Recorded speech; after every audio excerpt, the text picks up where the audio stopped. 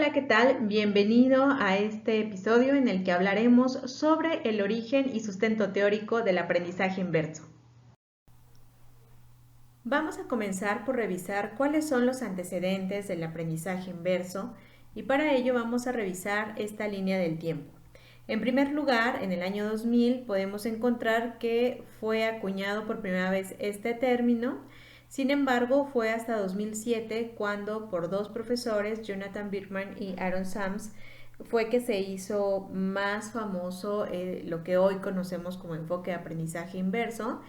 Y pues bueno, la historia de esto, que de hecho narra uno de estos profesores en el libro Aprender al revés, es que justo pues ellos trabajaban en un centro rural y empezaron a grabar sus clases para los alumnos que se habían ausentado, ya que había bastantes estudiantes que faltaban a clase, especialmente a última hora. Muchos de sus alumnos practicaban deportes y practicaban en otras actividades que les exigían desplazarse a otros centros en barrios alejados y en ocasiones ello suponía recorrer distancias significativas y por tanto saltarse muchas clases.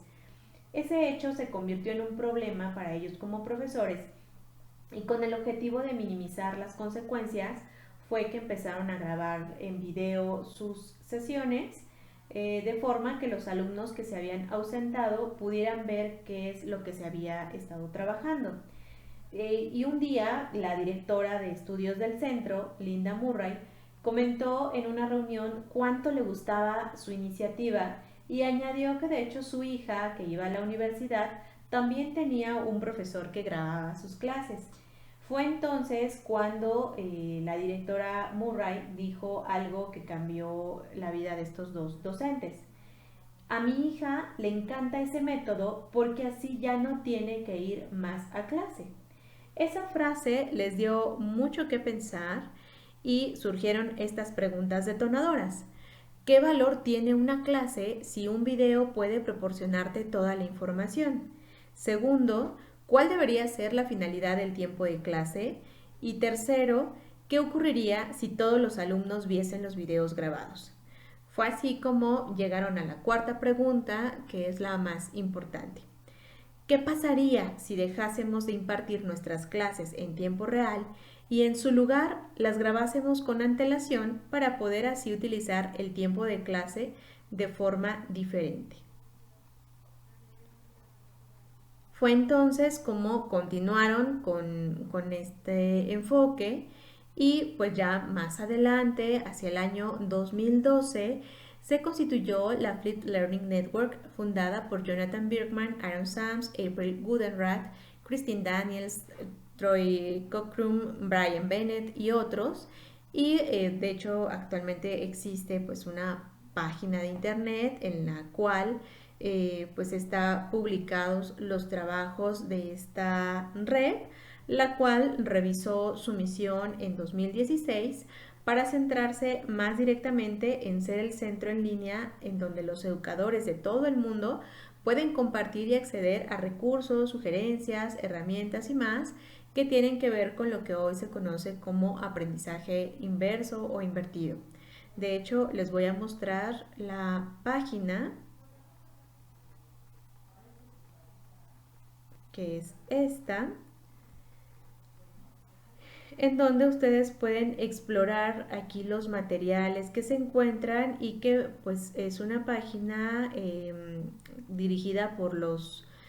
principales fundadores de este enfoque. Entonces aquí viene cuáles son los pilares, la definición de Flip Learning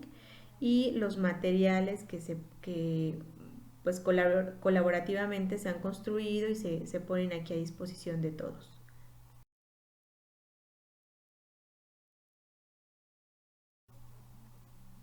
Pasemos ahora a diferenciar dos conceptos muy importantes. Normalmente es muy famoso este término de flip classroom o aula inversa, el cual significa un cambio en la manera de enseñar, dar la vuelta a la manera tradicional en la cual se enseña. Y esto porque pues hay una encuesta de uno de sus creadores, el profesor John Birkman, y él pregunta o menciona que acostumbra a preguntar dentro de sus pláticas o conferencias, pues ¿a qué crees que dedican los docentes el mayor tiempo en el aula? Entonces él menciona que pues lleva más de 2000 respuestas y que esa pregunta y esa muestra sigue creciendo pues cada vez que la hace con más y más personas, pero por lo pronto pues podemos ver aquí que por lo menos un 65% ha respondido a esta pregunta, que se tiene esa idea de que los profesores la mayor parte del tiempo la dedican a explicar contenido nuevo. En segundo lugar, la respuesta es practicar con el contenido visto, un 26%. Un 6% considera que los profesores ocupan el mayor tiempo para atender necesidades personales de los alumnos, y un 3% que los profesores dedican el mayor tiempo a trabajar o impulsar el trabajo cognitivo de orden superior. Entonces, basados en esta situación, pues es que se crea este enfoque de aula inversa, en donde, como ya lo platicamos, se inició con la grabación de las clases, pero en realidad este término de aula inversa pues solamente refiere a esta acción que encamina al profesor y al alumno hacia lo que realmente interesa, que es el flipped learning o aprendizaje inverso. Aquí hablamos de que el acento, el matiz o lo principal en este término es justo esa creación de un nuevo entorno de relación entre profesores y alumnos, en el cual se fomenta el estudio previo a la clase y la actividad práctica, y sobre todo en trabajo colaborativo se fomenta durante el tiempo de sesiones presenciales. Entonces es cambiar el chip tanto de profesores como de alumnos para que se acostumbren a trabajar de esta manera, y en el momento en el que ambas partes lo logran, pues estamos hablando de un aprendizaje inverso, porque es inverso a la manera tradicional que normalmente están configurados pues los sistemas educativos. Es así como llegamos a la definición de aprendizaje inverso o aprendizaje invertido. Y de acuerdo a esta red que ya habíamos comentado, la red de aprendizaje invertido, la Flipped Learning Network, definió este término como un enfoque pedagógico en el que la construcción directa se desplaza de la dimensión del aprendizaje grupal a la dimensión del aprendizaje individual, transformándose el espacio grupal restante en un ambiente de aprendizaje dinámico e interactivo, en el que el facilitador guía a los estudiantes en la aplicación de los conceptos y en su involucramiento creativo con el contenido del curso. En cuanto a la modalidad de estudio en la cual podemos clasificar el aprendizaje invertido, podemos observar que, bueno, es clasificado dentro del aprendizaje híbrido o mixto. Esto porque, por un lado, se da aprendizaje a través de recursos multimedia que son revisados en parte fuera de la clase,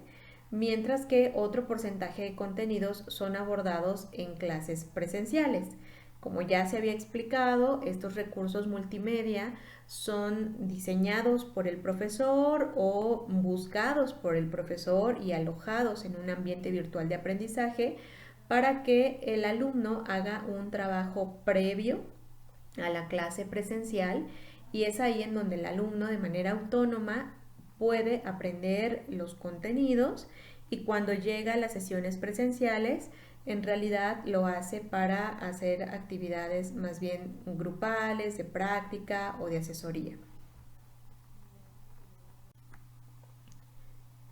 Otra cosa importante de revisar tiene que ver con los pilares que fundamentan el aprendizaje inverso, los cuales ustedes pueden consultar en la página que ya habíamos revisado sobre Flipped Learning Network, y son estos 4 pilares que les voy a explicar a continuación. El primero de ellos tiene que ver con un entorno flexible. Esto atiende a cómo y dónde los estudiantes participan en el proceso de aprendizaje, el cual debe ser un entorno, más bien un proceso fluido en donde el docente ya no es el centro de ese proceso, ni tampoco es el centro del aula cuando estamos en una sesión presencial, sino que son los alumnos los cuales a través de un ambiente virtual de aprendizaje llevan el ritmo de dónde y cómo aprenden, teniendo como apoyo todos los materiales que ahí se alojan y que tienen formatos diversos, ya que pueden ser videos, pueden ser podcasts, infografías, enlaces a páginas web, libros electrónicos, artículos de revistas electrónicas, de tal manera que el alumno pues es el que a su ritmo y en el momento que lo decide se sienta a revisar estos materiales, a estudiarlos y llega preparado a la sesión presencial o si no hay sesión presencial pues a la sesión sincrónica en la cual ya está con todo el grupo, pero que pues más bien se aprovecha, como hemos mencionado mucho, para hacer más bien actividades de tipo práctico, lluvia de ideas, llegar a conclusiones, hacer ejercicios, tener asesorías, lo cual le da un sentido diferente a la presencialidad o a las clases sincrónicas. Y de la mano con lo anterior, pues está la cultura de aprendizaje. Esto tiene que ver con este cambio en el chip en donde estamos acostumbrados a que primero el docente explica de manera expositiva un tema y ya posteriormente se realiza en casa la tarea, el ejercicio, el trabajo en equipo. Es cambiar esa dinámica, cambiar esa lógica y pues se basa en una instrucción centrada en el alumno, en donde pues este tiene un papel totalmente activo y debe acostumbrarse a revisar los materiales y todos los recursos previos a la clase, lo cual puede tomar un tiempo acostumbrarse porque al principio va a suceder que a lo mejor no todos llegan con el material revisado, pero al darse cuenta que en realidad la explicación se da ahí y en las sesiones se ocupan para resolver cuestionarios o hacer diferentes actividades en equipo, pues poco a poco el alumno tendrá que ir entendiendo que sí es indispensable el que llegue preparado a las sesiones. Entonces es un cambio en esa cultura de aprendizaje y de la mano con esto también va el tercer pilar que tiene que ver con el contenido intencional. Esto es el contenido que el docente selecciona o bien diseña dentro del ambiente virtual de aprendizaje que elija o que tenga acceso, y que pues el docente tiene esta responsabilidad y tiene que tener las competencias necesarias para hacer el diseño instruccional de todo lo que se va a revisar dentro de este espacio virtual de aprendizaje. Y por otro lado, el cuarto pilar que dice educador profesional, pues justo se refiere a esta habilidad del docente de poder manejar adecuadamente los dos momentos, el que es un momento virtual previo a la clase en donde tiene que saber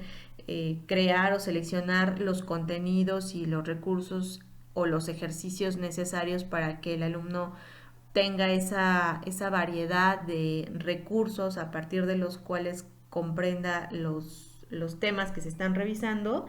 y por otro lado pues tener un manejo adecuado de las sesiones sincrónicas o las sesiones presenciales cuando hay la oportunidad, para saber llevar adecuadamente los ejercicios, las prácticas, las asesorías,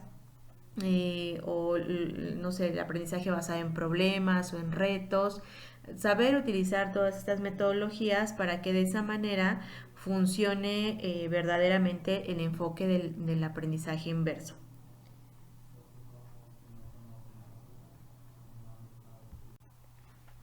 Es así como llegamos a la última parte en donde revisaremos cuál es el sustento teórico de este enfoque. el cual de manera principal y general podemos mencionar al constructivismo. En particular destaca ahí la aportación de Vygotsky en cuanto al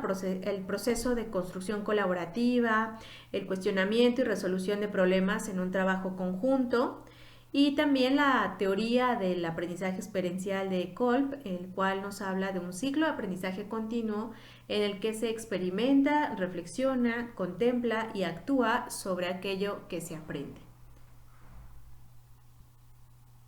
De esta manera llegamos al final de nuestro video. Esperemos que haya sido de utilidad para todos ustedes.